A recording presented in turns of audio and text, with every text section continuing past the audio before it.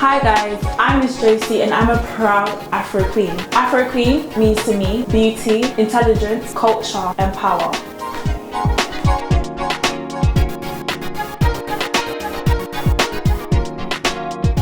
I'm known as Josie or Jojo. Born and raised in Southeast London, I am a creative, love dancing, I love playing the drums, I love music, anything to do with the arts. I love it. I would describe myself as an entertainer. My heritage is Ghanaian. I'm fully Ghanaian, so my parents are both from Ghana. And within Ghana, they're from a tribe called Ga, which is not as popular as the Tree and the Ashanti and the Fanti. So those are the main tribes.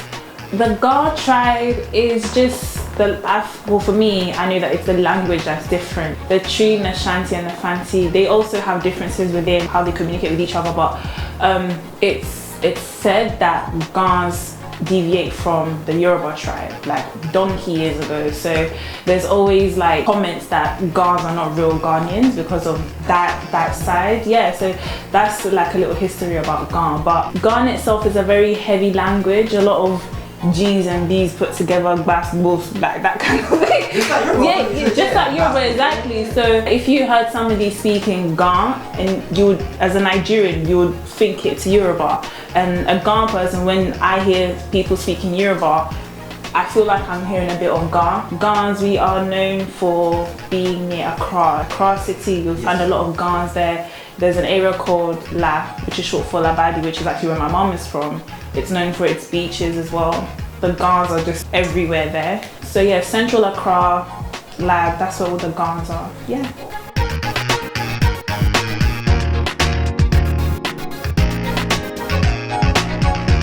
I started drumming when I was 8 and I started playing in church when I was 13. My earliest memory, my mom wanted me to learn an instrument to contribute to like helping out in the church. I didn't mind. When I went to the music school, there was a Russian guy who was the music leader, and he had a keyboard and he had a drum set, and he was like, which one do you want to choose? And I picked the drums, and my mom was like, are you sure you don't want that? I was like, no. And this was like at 8, 9 years old. So I picked the drums, and I don't know why.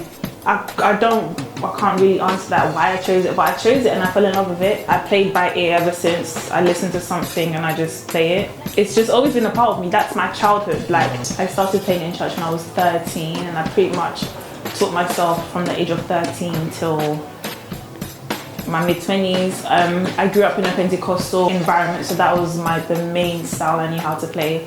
Pentecostal, high life, the typical African worship, African praise and worship. That's what I grew up on. And then I reached a point when I realized I had to break out of that, because not break out of like the church, but break out of that way of playing, because that's all I knew how to do.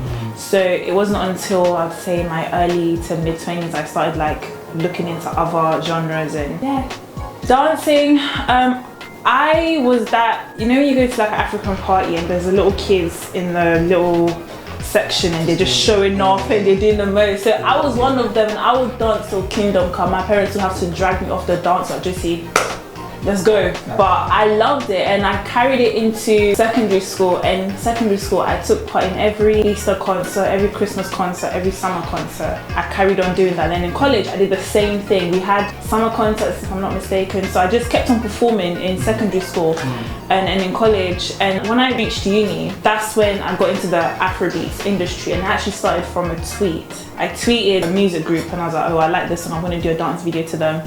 And that's how it just snowballed into everything else. Yeah.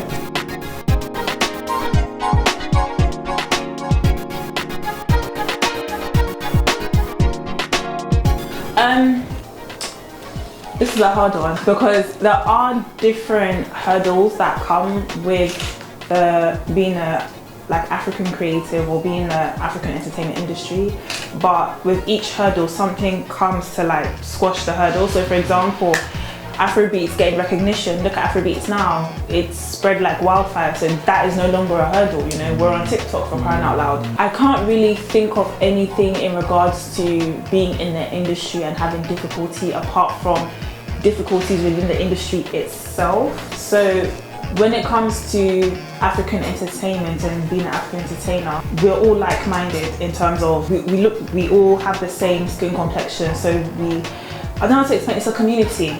That's the word. It's a community. So the only issues that would arise is if you're not hardworking enough, if you're not serious about what you're trying to do.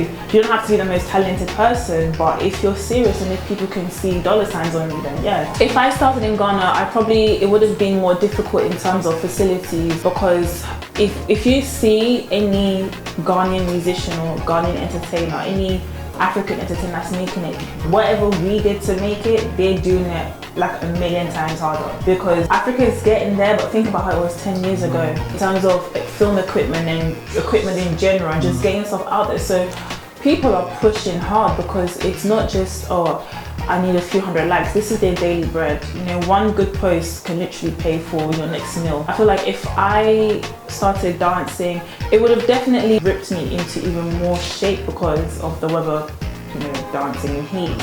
You know, think about the long distance runners. They're literally running on mountains, you know. If I started off in Ghana, it would have just been a harder push, because being born in the UK or being born in the Western world, you're around luxury. You're around, and we can complain about so many different things, but if you deep it, like if you have a roof over your head, a bed to sleep on, you're richer than a high percentage of the rest of the world. So it's just a luxury. I wouldn't have the luxuries that I have now. So yeah.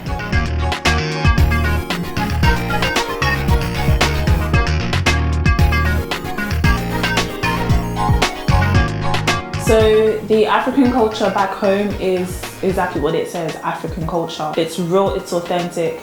You do get instances where a group of people might try to get the attention of the Western world for whatever reason. Maybe they think the dollar sign is more better, but we need to believe in ourselves so much. We are the culture. And funnily enough, I was watching something today, and it was about an African realtor who made his business, and he said one day Africa's going to sit at the table and decide where the world goes. We also need to understand we've got the stuff there, but like 90% of our resources have been stripped of us. Do you understand? We're feeding the world, so it's almost like we're catching up to something we already had and trying to prove ourselves when it was already there, but it was taken from us. So it's like drawing a painting and then somebody just takes your canvas and claims it as their own. You have to start that painting all over again.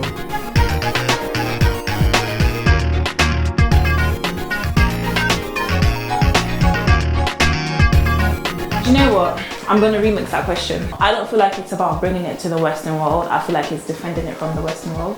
There's a lot of copyright going on, and there's a lot of imitation going on. There's a lot of things being redone, and if it wasn't for the power of social media, a lot of youngsters now from 15 and under would not know where this came from. They would think that, excuse me to say, Becky was the originator of it when it was really Lara. Do you get it? So I don't think it's about getting it to the Western world. I think it's about defending it and protecting it, and not jumping at every sponsor that waves, you know, a bit of cash or a bit of promise in your hand. And I feel like, I don't even feel like it's up to the big artists or big influencers in entertainment. It's up to the leaders. Sorry to turn this into politics, but it's up to the leaders. Do you understand? Don't jump at every so-called promise that the Western world brings at you. We have a lot in Africa. We have, like, the list is endless. And I feel like with African culture, African music, African food, African heritage, if we think about, for example, how music labels in America, they're so tight on copyright infringement. You play 10 seconds of a song that belongs to another label, you're gonna get a copyright strike. They know how to protect what's theirs. Why can't Africa do the same? Because China wants to do something for you, or introduce something to you, or America wants to introduce something, or Europe. No, enough is enough. Stick with your own and build your own. I'm not saying you can't accept a few things here and there, but it's done and dusted. Let's talk about Dubai for a second. Emirates, stick with Emirates, and look how much they've flown. The Burj Khalifa, they probably had a few different cultured people working on their projects, but it's the Burj Khalifa. It's not the Burj Tunde. I just feel like we need to defend our resources, we need to defend our talent, and we need to defend our culture. There's nothing wrong with people sharing our culture. There's nothing wrong with people loving our culture. But Don't love us, and then when you see us down, you don't defend us.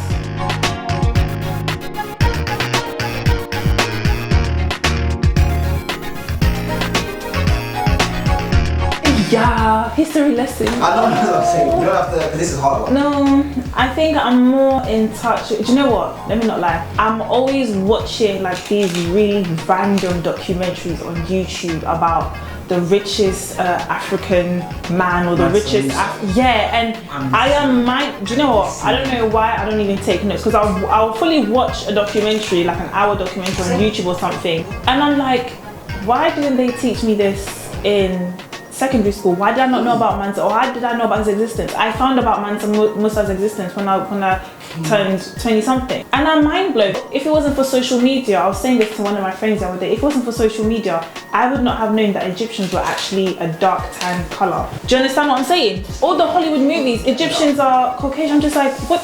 No. Afro queens and like African influencers, I literally go into YouTube videos, I'm just watching all these documentaries. I need to start taking notes, that's what I need to do.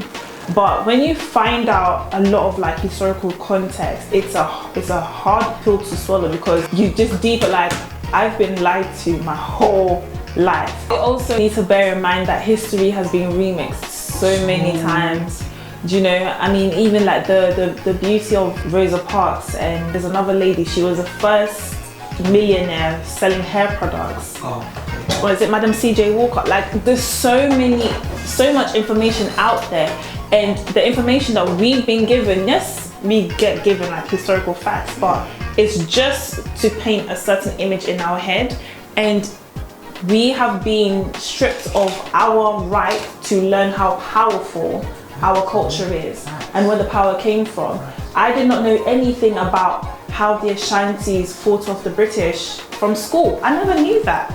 I didn't know anything about the power of the Golden Store from school. You know, when we think about like history, slavery and everybody was taken over. No, there were fighters, there were soldiers, there were people who were fighting with no guns. The Western world brought that over. So there's just a lot of information, and I feel like our generation, it's up to us to educate the babies, because we were once babies, but what did we know? 10, 15 years ago, what were we told? We were told GCSEs. That's what we were told. So now it's up to us to tell the babies, okay, there are powerful leaders that look like you. It's not about the faces that were carved in some mountain up somewhere in America. There's Nelson Mandela, there's Fela Kuti, you know? Independent research, knowledge is power.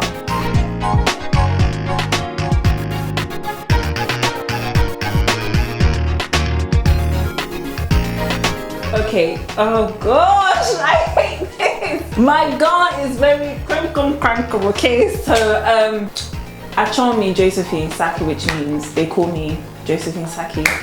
I don't know what to, you put me on the spot, so my mind's gone blank. Do you know what? Let me remix it again. I'm gonna randomly speak Ga when it's unexpected, yeah? Because when you put me on the spot, my mind goes blank. Okay. I'm in touch with my God, don't come to No problem, listen, no listen.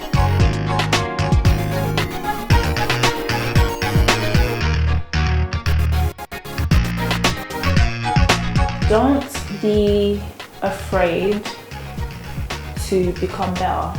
I was very, and I'm gonna put my hand on my chest, put my hand up and say yeah. I was very like okay with the level I was at in my younger years, and I didn't push for better. And the funny thing is, my parents always, Josie, pick up a book, Josie, read something. Now, instead of picking up a book, I'm looking at documentaries and stuff like that. But when I was younger, I didn't push to be better. And any information I received, I sat down and I took it. I didn't do external reading. And I would go back and be like, you can ask questions. You can challenge what you've just been told. Don't be afraid to do that. And I feel like, I don't know if it's just from like African culture, when a child is told something, it's, oh yes ma'am, yes, no. Challenge what you've been asked. Not saying disrespect your parents, but yes is yes and no is no. If there's something you're not sure about, challenge it and ask, why is this this? Parents can learn from their kids. So I would tell my younger self, if an adult is telling you something you don't understand, challenge it.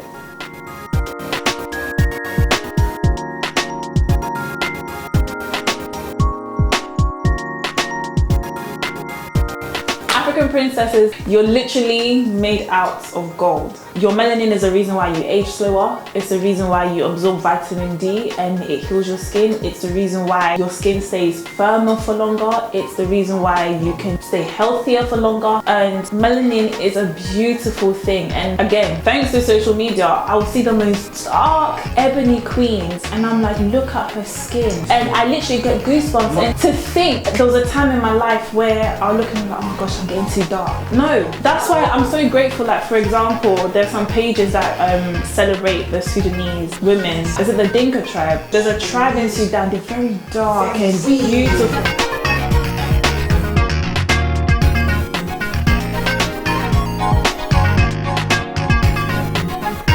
In the next 5 years? Yeah.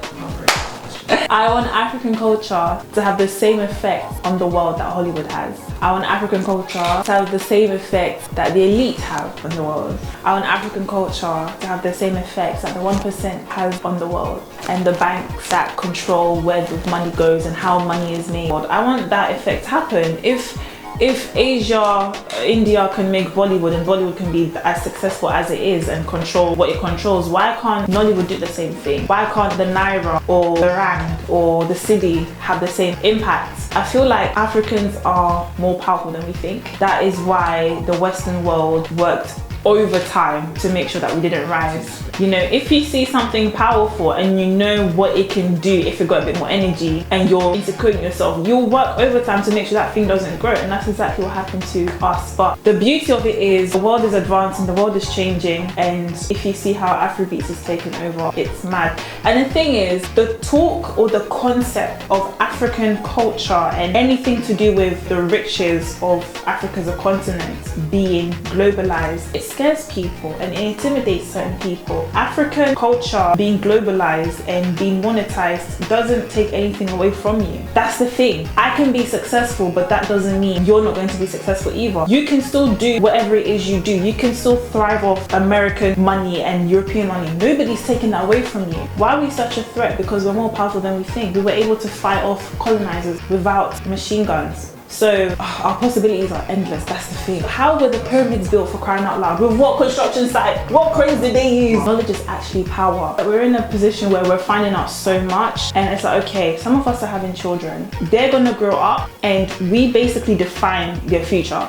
us. So there was a bridge. Our parents was that first step. They went through whatever they went through and now it's up to us that our age mates who are having kids, if they grow up and we're repeating the same things we're saying now, we missed the plot, like we failed. We literally failed as a people. So the kids born now in 2020, 20 years time, 30 years time, they have to have a different lifestyle. It's up to us, you know? The people who believed in Wall Street and the people who believed in New York made New York what it is today. So what's stopping us from doing our own version of New York or our own version of the Burj Khalifa? Nothing. We have to defend and we just have to be strategic. So. Hey everyone, I'm Miss Josie and I just want to wish you a happy Afro Queen's Day. Take care.